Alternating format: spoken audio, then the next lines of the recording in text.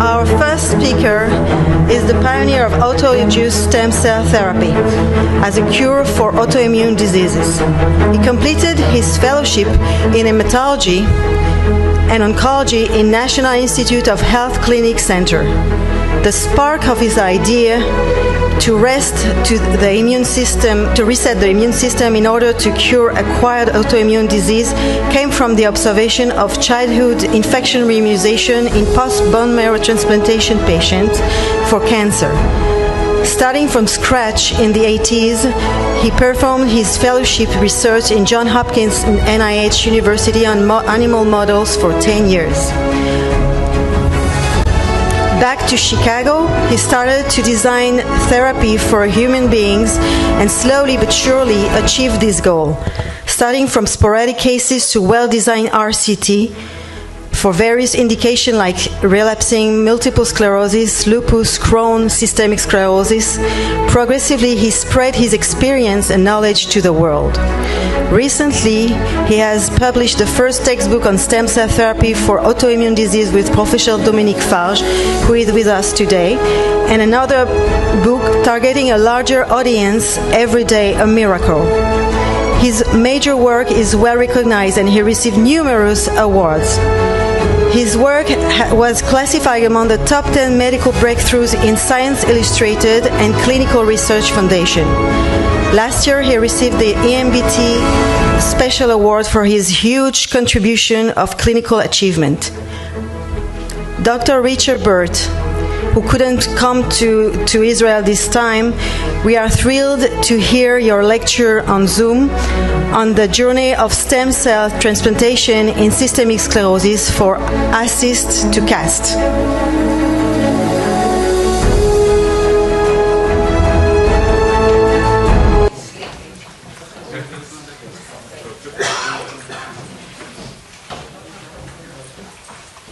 Good morning. Can everyone hear me? Yes. Great. I want to thank Professor Reimer and your distinguished committee and faculty for inviting me this morning.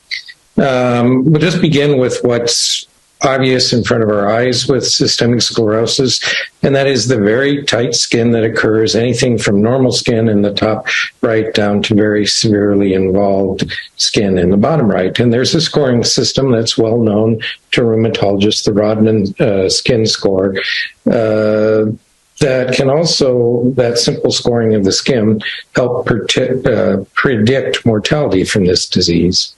But while the skin is very obviously involved, for some reason I can't make this go forward.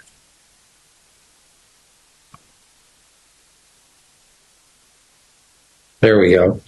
This is also a vasculopathy.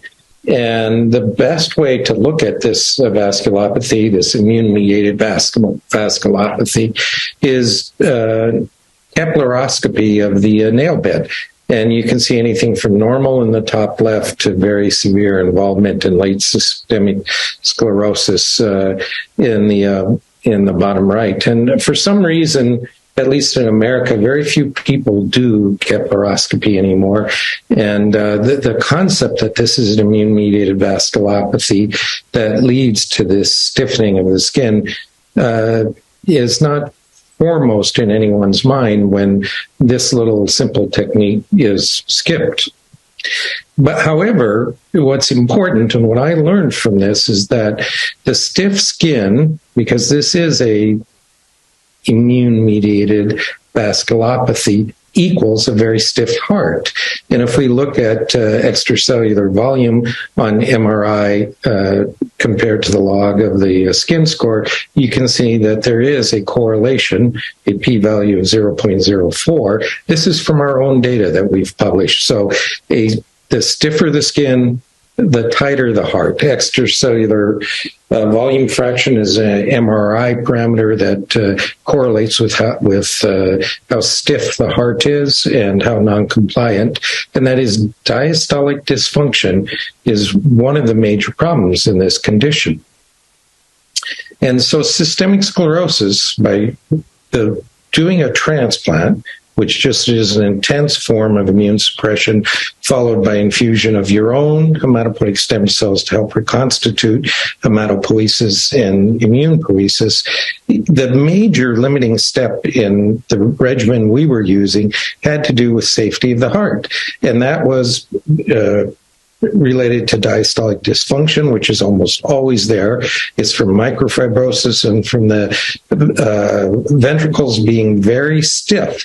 And echocardiogram may very easily miss that. It'll just show a normal systolic ejection fraction, but it won't really give you information on how stiff that ventricle is. That is, its failure to relax, which is very important for survival through a transplant and for this disease. Of course, you get pulmonary artery hypertension, which arises from involvement in the lungs, but causes significant problems for the right ventricle and then subsequently the left ventricle. Cardiac tamponade from involvement of the pericardium with inflammation and later fibrosis, giving cardiac constriction, which can often be very occult and difficult to recognize, and you have to keep that in mind when evaluating these patients before a transplant, because that can affect whether they'll survive the procedure or not. You can get an autoimmune myocarditis, which I've found is rather rare, but can cause cardiac dysfunction from this lymphocytic infiltration of the heart that can respond to immune suppression. And rarely you get coronary artery disease. It does happen. Arrhythmias are common, but we found going through a transplant, the arrhythmias you have, even non-sustained ventricular tachycardia, frequent beats or runs of VTAC that are non-sustained, have not limited our ability to get a patient through a transplant. One of the things we learned is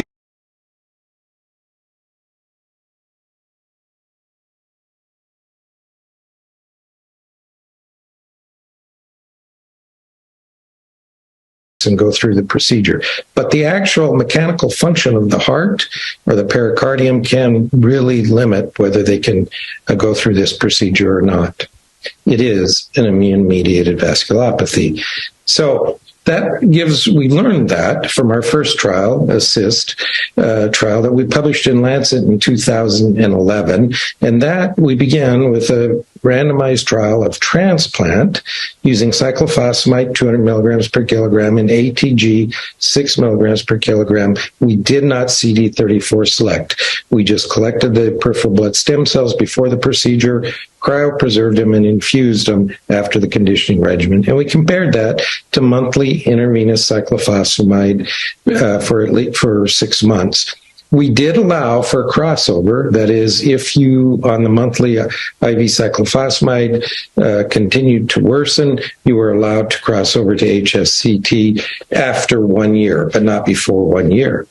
And the candidates were basically a skin score more than 14 and lung, heart, or GI involvement would allow entry into this trial, independent of how long you've had your systemic sclerosis.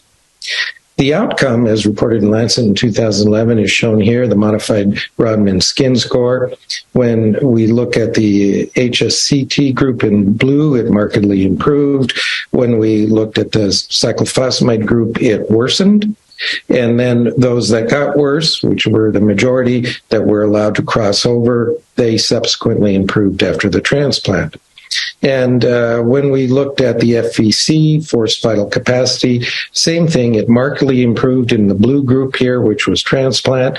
It worsened slightly in the monthly IV cyclophosphamide group. And after a year, when they were allowed to cross over with this dashed line, then the FVC or forced vital capacity then improved. If we looked at total lung capacity, again, the cyclophosphamide group worsened, the transplant group in blue improved, and then when the group that had worsened were allowed to cross over, they subsequently improved in their total lung capacity.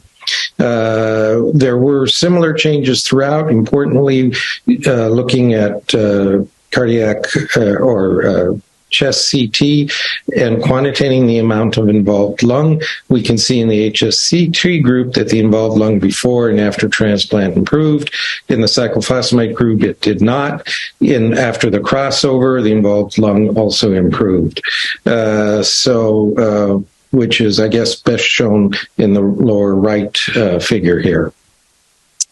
And this is one of those CT scans where we can look at and quantitate the Heusfeld units, that is these white areas in the lung before, and then in the same section 1 year after the transplant, and the involved total lung area involved dropped from 944 mLs to 402 mLs of lung tissue. So a marked improvement that correlated with the improvement in the pulmonary function as well as in the skin score.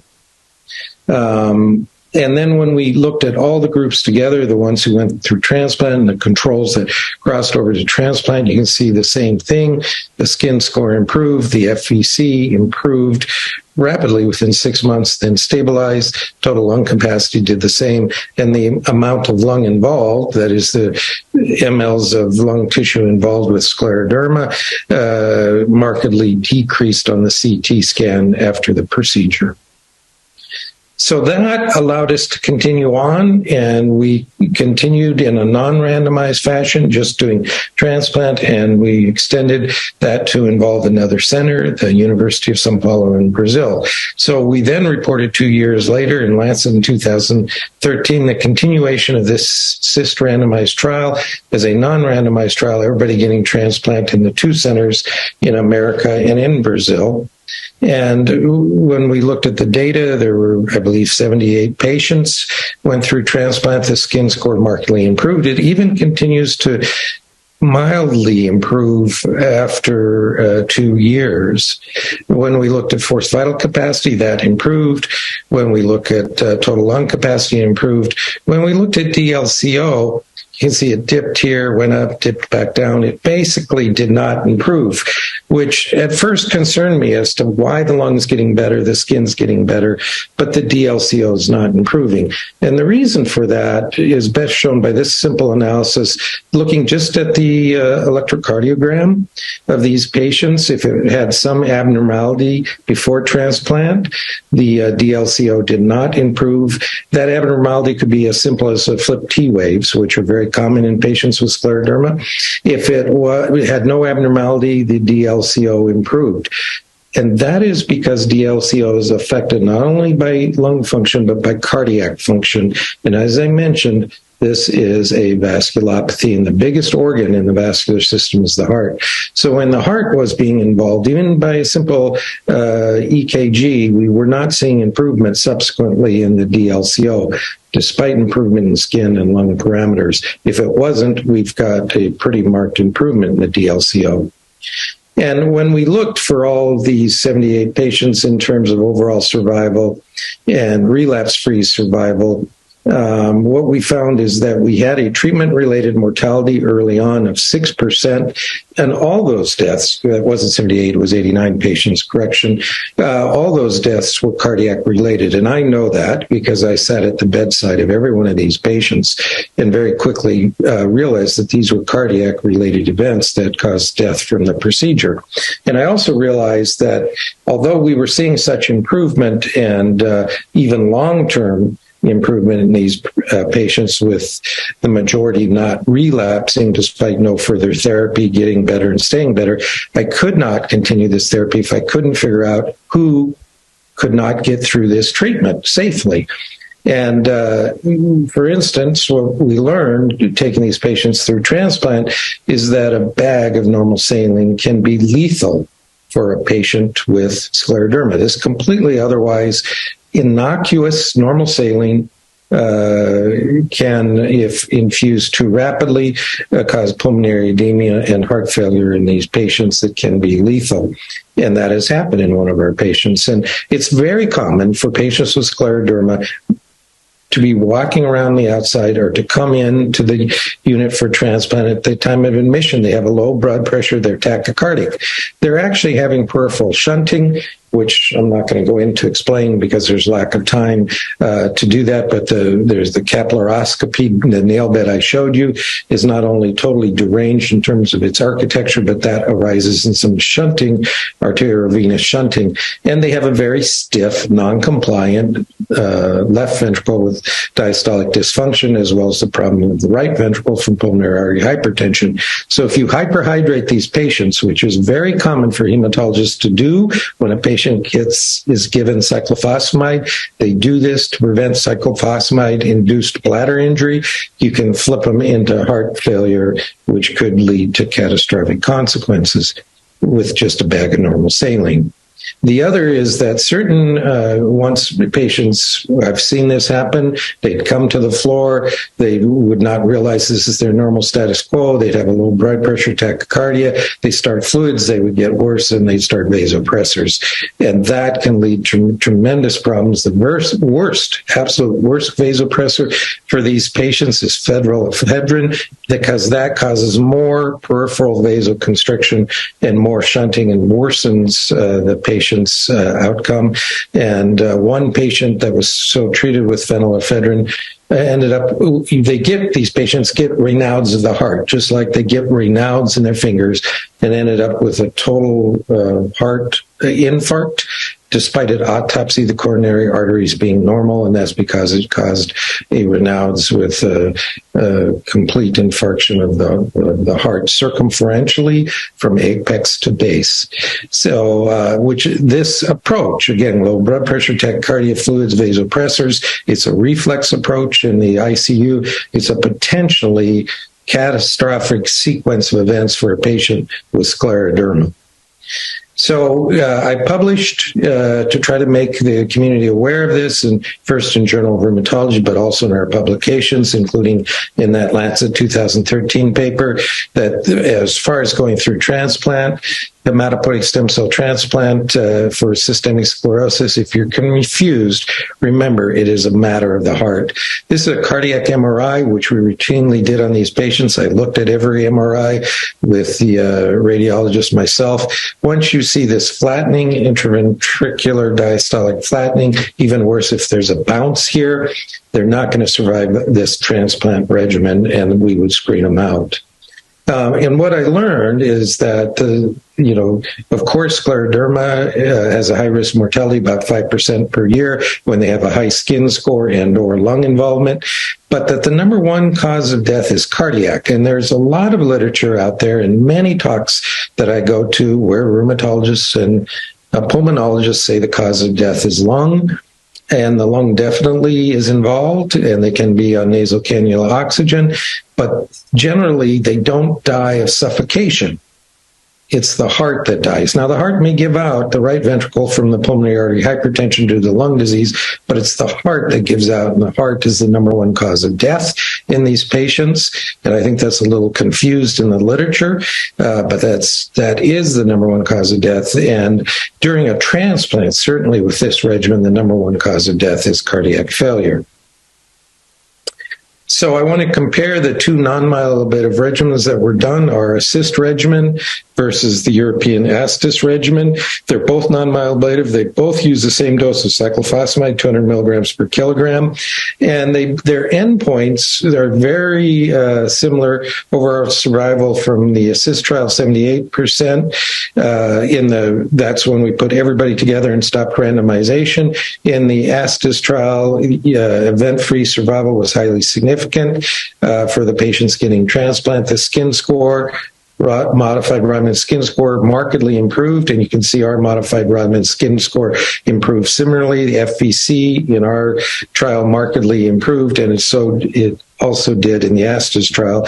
Similar number of patients going through transplant, 75 in ASTIS and 89 in ASSIST. Here's the downside. Treatment-related deaths, we had 6% and figured out those were cardiac-related, and there were 10% in ASTIS. Now, one of the caveats there, if you read the paper, won't give 10% mortality from cardiac function. It'll say there were deaths from pulmonary edema, multi-organ failure, but actually, penultimate cause of death, when you're talking about pulmonary edema or multi-organ failure, I have no doubt was heart failure. It wasn't being recognized. It wasn't being looked at by the centers that were reporting. This was many centers in Europe.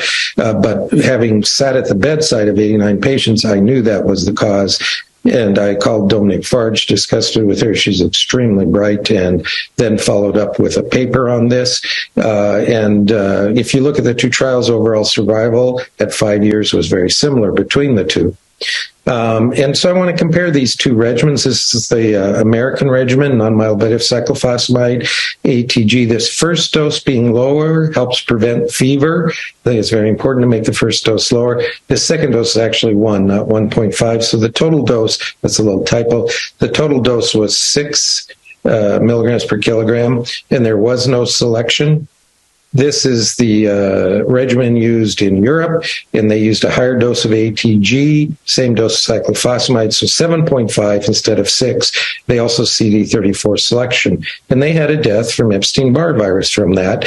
And what I have found and reported is that when you get above 6.5 on your ATG using these non-myeloablative regimens with this dose of cyclophosphamide, you get reactivation of Epstein-Barr virus with disease that we never see without it, and that can cause mortality. And so, even non-myeloablative regimens, the intensity can vary between them as well as the toxicity. So we've always kept our dose at 6, not increasing to avoid Epstein-Barr virus related reactivation and potential mortality from that.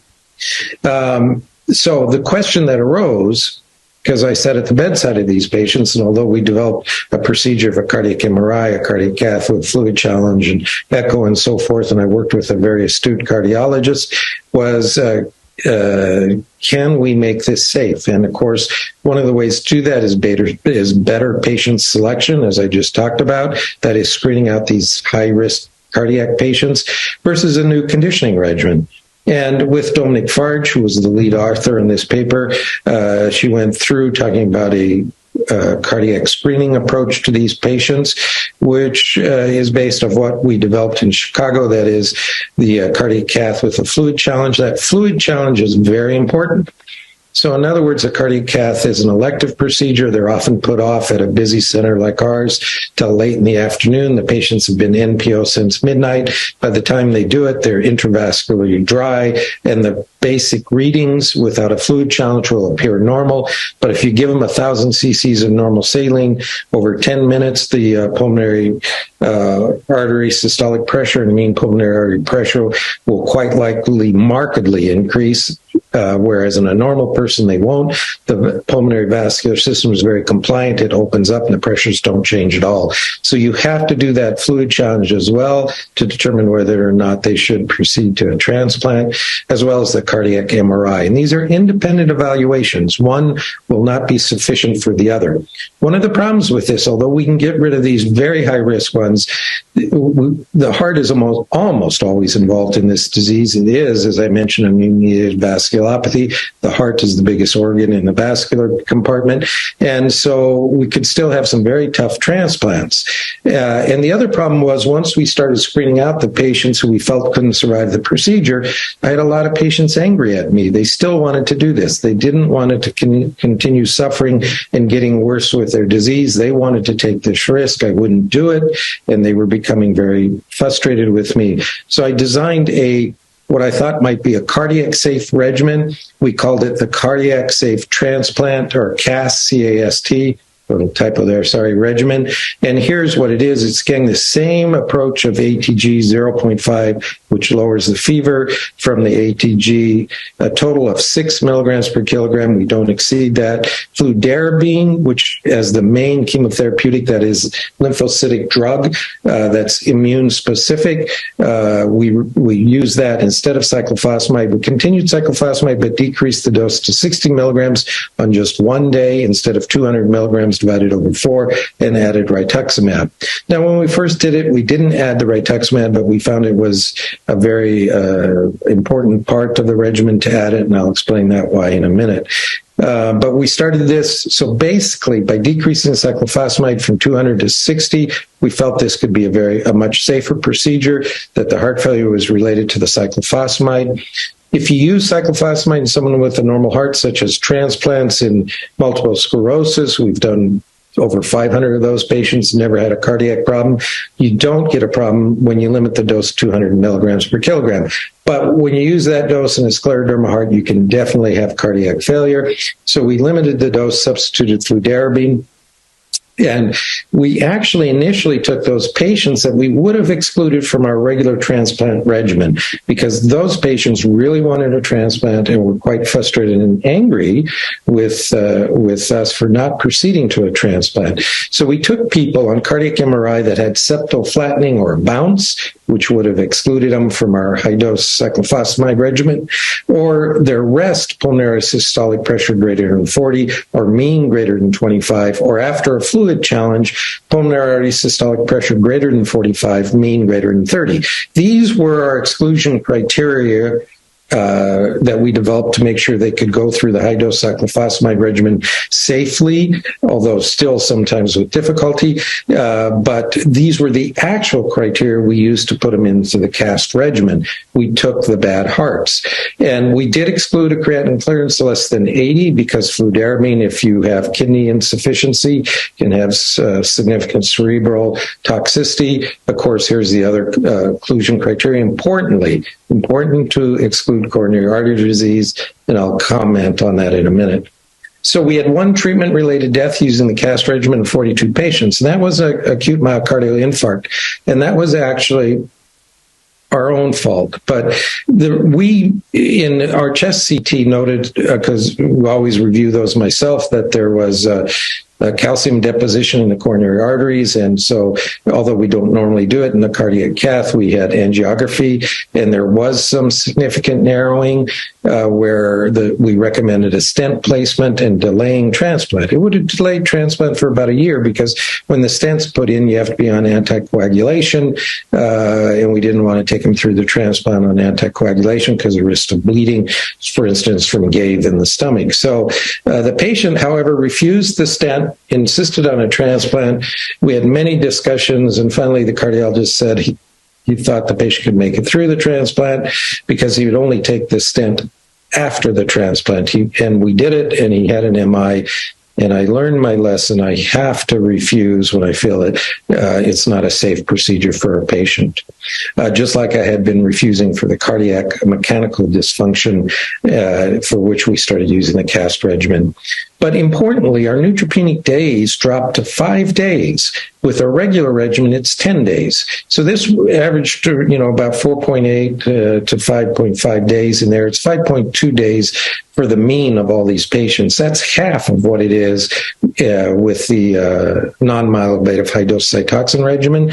And less neutropenia means less cardiac stress. It's just a much easier procedure. It's actually, this procedure turned one of our most difficult transplants into one of the easiest. The mean red blood cell transfusions markedly decreased. The platelet transfusions, less than 1 unit per patient per transplant.